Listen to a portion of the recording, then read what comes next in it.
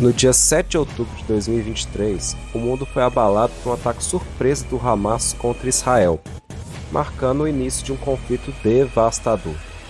Com mais de 1.000 mortos e centenas de sequestros, Israel então precisou retaliar com bombardeios intensos e uma invasão terrestre na faixa de Gaza, principalmente para resgatar as pessoas sequestradas. Infelizmente, a violência se espalhou rapidamente, causando destruição massiva e uma crise humanitária profunda. Todas as tentativas de cessar fogo falharam, e o conflito ainda se expandiu para Cisjordânia e Líbano.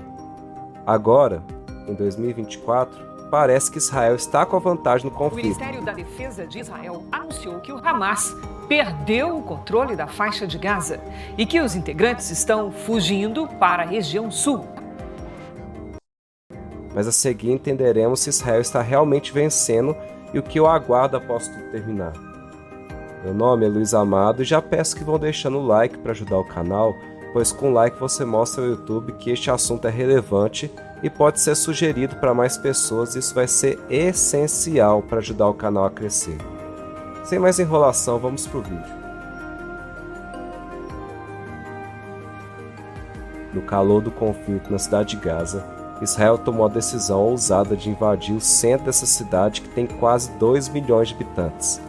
O exército de Israel está enfrentando o grupo terrorista Hamas, e o chefe do Hamas, Yahya Sinwar, está atualmente sob grande pressão de seus comandantes para se render ao exército israelense e colocar fim à violência. Essa informação vem do diretor da CIA, Bill Burns. A pergunta agora é: se com o vislumbre dos conflitos, Israel logo poderá comemorar o início da paz? A resposta é não. Infelizmente, há muito por vir ainda, e é isso que veremos adiante no vídeo.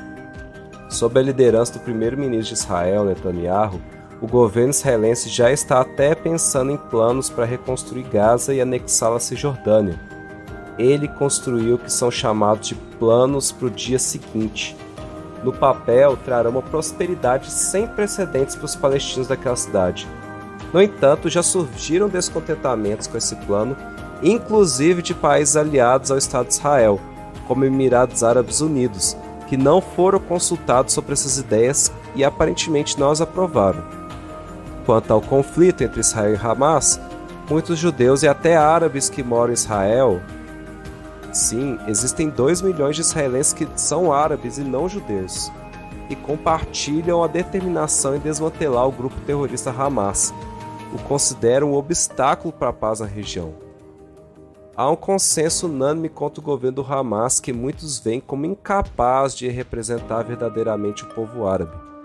Enquanto Israel se prepara para enfrentar um inimigo que burla facilmente os direitos humanos, o exército também está tentando enfrentar terroristas escondidos em túneis, e alguns comparam esse desafio até com os enfrentados pelos Estados Unidos no Vietnã, os quais perderam a guerra dentro de túneis construídos pelos vietnamitas.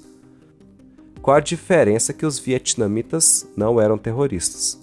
Por sua vez, temos o Irã, que influencia demais a região, até mesmo financiando grupos terroristas em prol de seus interesses. O Irã está emergendo como um dos principais apoiadores do Hamas e provocando tensões regionais e internacionais. Só para lembrar, o Irã é uma ditadura que também simpatiza com governos da Rússia, China e Coreia do Norte, o que demonstra que todos esses países citados têm potencial para se tornar inimigos de Israel. Agora, já no Brasil, há também as oposições ambíguas de Lula em relação ao conflito. E essas oposições geraram muitas controvérsias e levaram a ser criticado por aliados tradicionais como Estados Unidos e elogiado pelos regimes autocráticos que apoiam o terrorismo no Oriente Médio. Em meio a tudo isso, Israel ainda enfrenta críticas contínuas e internacionais quanto às suas táticas militares e suas formas de tratar os civis palestinos durante os conflitos. Mesmo tentando buscar os seus sequestrados, Israel tem que tomar cuidado com os palestinos que estão sendo feitos de barreira humana pelos terroristas. Há também uma profunda incerteza sobre o futuro da região. Para o governo israelense, que se vê cada vez mais cercado por opositores, o caminho à frente continua incerto e desafiador. Na minha opinião, O caso do conflito Israel e Hamas não vai levar os países árabes e seus apoiadores a ter mais respeito e consideração por Israel. Eu apostaria mais no aumento das oposições contra o país. Quanto a Gaza, acredito em uma possível vitória israelense sobre o local e a anexação da cidade à Cisjordânia, ainda que com muitas críticas, provenientes de outros países. Para mim, o governo israelense é cercado de opositores e continuará assim por tempo indeterminado. Enquanto observo o conflito se desenrolar, acredito que a situação está ampliando muito as suas críticas internacionais em relação a Israel. Aquela abordagem ambiciosa de Netanyahu, por exemplo, para reconstruir Gaza, não me pareceu promissora. Além disso, foi feita uma crítica por aliados de Israel, como Emirados Árabes Unidos, e isso mostra que nada está garantido. Além disso, a política ambígua de países como o Brasil, especialmente o governo Lula, tem gerado mais controvérsias ainda, minando uma coesão maior entre os países contra o terrorismo. Ou seja, o desafio para Israel é interno e externo, encontrar um equilíbrio entre a segurança nacional e o respeito aos direitos humanos, tratando bem os civis de Gaza e lidar com críticas de outros governos. Para mim, infelizmente, a tendência é o seu número de inimigos aumentar.